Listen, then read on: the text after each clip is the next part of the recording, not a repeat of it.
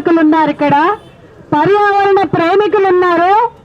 ఇవాళ స్వచ్ఛందంగా అక్కడ జేఏసీ ఇచ్చిన పిలుపు, అట్లాగే ఆ జేఏసీ పిలుపు మేరకి ఒక జర్నలిస్టుగా వెళ్ళి చందు తులసి ఈ సమస్యని, దాని తీవ్రతని అక్కడ పోరాడుతున్న నిత్యానంద స్వామి లాంటి వాళ్ళు దీర్ఘకాలంగా చేస్తున్న పోరాటాన్ని ప్రపంచానికి చాటి చెప్పి ఇవాళ ఈ గ్యాదరింగ్ కి తోడ్పడిన ప్రతి ఒక్కరికి కూడా అభినందనలు తెలియజేస్తూ ప్రగతిశీల మహిళా సంఘం నాయకురాలు గీత, అట్లాగే ఎందరో కలిసి సాగిస్తున్న ఈ పోరాటానికి మద్దతుగా మా ప్రగతిశీల మహిళా సంఘం ఉంటుంది అని తెలియజేస్తూ, మిత్రులారా ఇవాళ ఏ విధ్వంసం ఈ దేశంలో జరుగుతుంది, మన పక్కనే ఉన్న వికారాబాద్ ప్రాంతంలో దామగుండంలో జరుగుతుందో ఇప్పటి వరకు వక్తలు చెప్పారు. నేను మూడు ముఖ్యమైన విషయాలు చెప్పాలనుకుంటున్నా.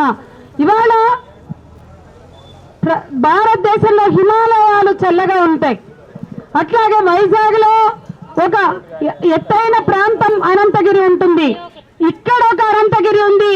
తెలంగాణకు ఎత్తైన చల్లని ప్రాంతం వికారాబాద్ దగ్గర అనంతగిరి. ఆ అనంతగిరి దామగుండంలో భాగంగా ఉన్నది. దామగుండంలో చాలా మంది మాట్లాడుతున్నారు, ఈ విధ్వంసకులు కార్పొరేట్ల ప్రయోజనాల కోసం నిరంతరం పనిచేసే విధ్వంసకులు చెట్టుకు చెట్టు అని చెప్తారు. వాళ్ళ జిందగీలో చెట్టుకు చెట్టు ఎక్కడ పెట్టలేదు అనేది ఒక వాస్తవం అయితే, ఇవాళ వేల సంవత్సరాల ఈ చెట్లను పెట్టడం అసాధ్యం. ఇవన్నీ కూడా ఒక ఔషధ మూలికలు కలిగిన మెడిసినల్ ప్లాంట్స్, ఇవి పెట్టడం, అవి సహజంగా పెరిగిన అడవిని, ఆ మడ అడవుల్ని, సహజంగా పెరిగిన అడవుల్ని ఎవ్వరు కూడా నిర్మించలేరు. ఆ అడవిని పోగొట్టుకుంటే, ఆ అడవిని విధ్వంసం చేస్తే మానవ జాతికి ఎంత నష్టం. ఇవాళ వాళ్ళు అంటున్నారు, ఎంత గొప్ప నినాదం అండి, దామగుండం హవా అది ఇన్సానంకో దవ, అదే అంటున్నా. వాళ్ళ ఒక ఇన్సాన్కి, ఒక మనుషులకి మందుగా పనిచేసే దామగుండం హవాని ఇవాళ తీసేస్తామంటున్నారంటే అది ఎంత తెలివి తక్కువ నిర్ణయం. ఎవరి ప్రయోజనం కోసం చేస్తున్నారు, ఎవరి ప్రయోజనాలు ఇందులో ఉన్నాయి, ఎక్కడ నావి? నేను అడుగుతున్న, హైదరాబాద్ కి 300 కిలోమీటర్, దామరగుండంకి 300 కిలోమీటర్ల అవతల సముద్రం ఉంటుంది. ఆ సముద్రానికి, నేవీకి, రాడార్లకి లేదా ఆ బోట్లకి సిగ్నల్స్ ఇవ్వడానికి దామగుండంలో సిగ్నలింగ్ వ్యవస్థ పెడతారట. ఇవాళ చెట్లని నరికి, అడవిని పోగొట్టి, పర్యావరణాన్ని విధ్వంసం చేసి ఈ సిగ్నలింగ్ వ్యవస్థ అవసరమా? అవసరం లేదు అని పర్యావరణ శాస్త్రవేత్తలు చెప్తున్నారు.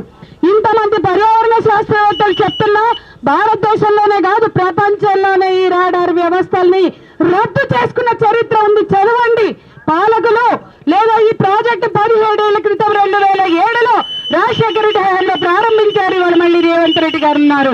పాలకుల మధ్యలో ఎవరైనా ఉండొచ్చు, మొదలు ఎవరైనా పెట్టుండొచ్చు, ఇవాళ ఎవరైనా ఉండొచ్చు, కానీ ప్రజల ఆకాంక్షల్ని గుర్తించాలి.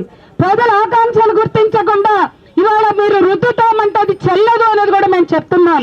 అట్లాగే ఇది మహా ఉద్యమం అవ్వాలి. దానికోసం అన్ని సంఘాలు, శక్తులు కూడా మనం సమకూర్చుకోవాలి. ఎట్లయితే యురేనియం ని 2 సార్లు రద్దు చేశామో, సాగర్ తీరంలో మన నాగార్జున సాగర్ దగ్గర నాగార్జున సాగర్ దగ్గర యురేనియం ప్రాజెక్ట్ వచ్చినప్పుడు దాన్ని ఎంత పెద్ద పబ్లిక్ హియరింగ్ వరకు వచ్చిన ప్రాజెక్టుగా అడ్డం పడితేనే అది ఆగిపోయింది.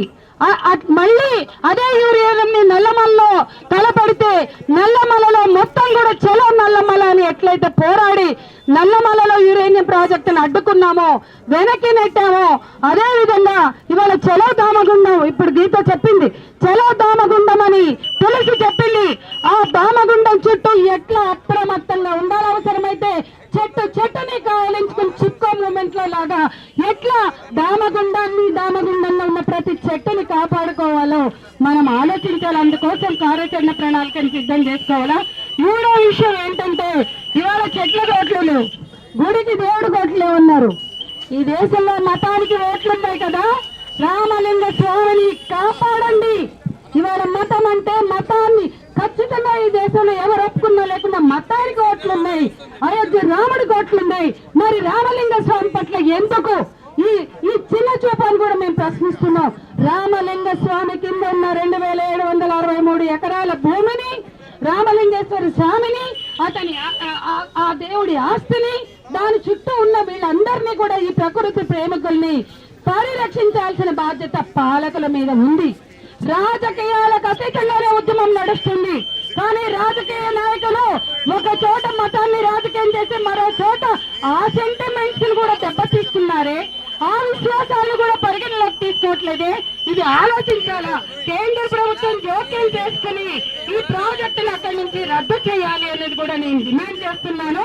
అట్లాగే ఇవాళ గ్రీన్ ఎయిర్పోర్ట్ లోని బంగారు చిలక, పుణుకుడు చిలక, మర్రిగూడెం, ఎర్ర చిలక, తోక బండాలని ప్రాంతంలో 3000 ఎకరాల భూమిని, అడవిని తీసేస్తామంటే అక్కడ ఆదివాసీలు అన్నారు, మాకొద్దు ఈ ఎయిర్పోర్టు, మా పిల్లలు ఎక్కేది లేదు, దిగేది లేదు, మాకు ఎయిర్పోర్ట్ వద్దు అంటే వాళ్ళు సర్వే కూడా జరగనీయకపోతే ఆఖరికి ప్రభుత్వం ఆ రోజు భద్రాచలం కొత్తగూడెంలో ఆ ప్రాజెక్టుని వెనక్కి తీసుకుని తోక మడుచుకుని పారిపోయింది.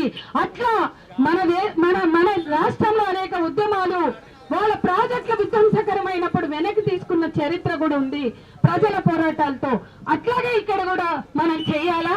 ఇక చివరికి ఒక సూచన, ఇది డక్కన్ పీఠభూమి అని డిఆర్డిఎల్, డిఎంఆర్ఎల్, డిఆర్డిఓ, బీడీఎల్ అన్ని డిఫెన్స్ కంపెనీలు ఇక్కడ పెట్టారు కదా హైదరాబాద్ లో కంచన్బాగ్ చుట్టూ 5000 ఎకరాల భూమి తీసుకుందామని ఈ శంషాబాద్ ఎయిర్పోర్ట్ కి చాలా ఎత్తున చేస్తే దానికి అడ్డుపడ్డాము. ఇక్కడ ఉన్న ఛత్రి పిల్లలు కూడా ఇక్కడికి వచ్చారు, సరస్వతి వాళ్ళు. మేము అడుగులో పాదయాత్రలు చేసి మేధా పట్కని తీసుకొచ్చి ఆ రోజు అడ్డుకుంటే 3000 ఎకరాలతోటి శంషాబాద్ ఎయిర్పోర్ట్ వచ్చింది. 500 కూడా ఓడలేదు వాళ్ళ శంషాబాద్ ఎయిర్పోర్ట్. 2500 ఎకరాలకు ఉన్నది పడవగా, దాన్ని వ్యాపార ప్రయోజనాల కోసం తీసుకెళ్తున్నారు కదా. మీకు కావాలంటే ఆల్రెడీ అన్ని సిగ్నల్ వ్యవస్థలు అక్కడ ఉన్నాయి, పెట్టుకోండి, మీరు పరిశీలించండి. కానీ అడవిని నాశనం చేసి విధ్వంసం చేసి మీరు ఎక్కడైతే డిఫెన్స్ కంపెనీలు పెట్టుకున్నారో, ఎక్కడైతే ఎయిర్పోర్ట్ పెట్టుకున్నారో ఇంకా 1000 ఎకరాల భూమి అక్కడ ఉంది.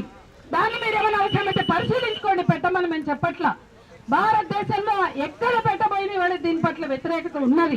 ఇవాళ అలకగా దొరకల తెలంగాణ ప్రజలు పోరాడే వారసత్వం ఉంది, యుద్ధం చేసే సత్తా ఉంది తెలంగాణ ప్రజలకి.